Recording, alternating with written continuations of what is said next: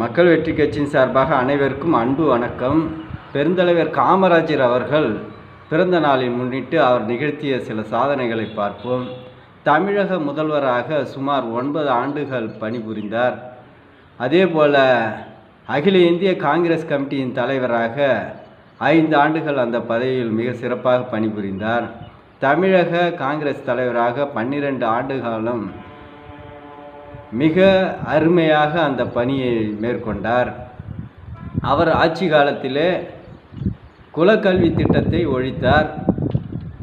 மதிய உணவு திட்டத்தை பள்ளியிலே அறிமுகப்படுத்தினார்.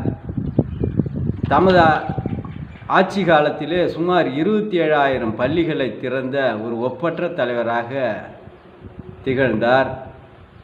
அது மட்டுமல்ல, தனது ஆட்சி காலத்திலே குடிநீர் மேலாண்மை மிக சிறப்பாக செய்தார். சுமார் 9 அணைகளை கட்டி இன்றைக்கு நீர் ஆதாரத்தை விவசாயத்திற்காகவும் குடிநீருக்காகவும் ஒப்பற்ற தலைவராக திகழ்ந்தவர்.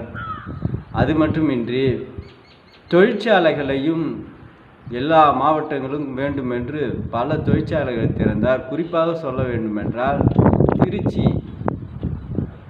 பெல் கம்பெனி அவர்தான் திறந்தார். அதே போல் நெய்வேலி NLC பொதுத்துறை நிறுவனத்தை திறந்தார். இப்படி எண்ணற்ற திட்டங்களை திறந்த ஒரு உன்னத தலைவர். அவர் பிறந்த நாளில் அவரின் சாதனைகளை நெஞ்சில் நிறுத்தி ஒரு ஒப்பற்ற தலைவனின் பிறந்த நாளை வணங்குவோம், வாழ்த்துவோம். இந்த சேனலை சப்ஸ்கிரைப் செய்யுங்க. நன்றி, வணக்கம்.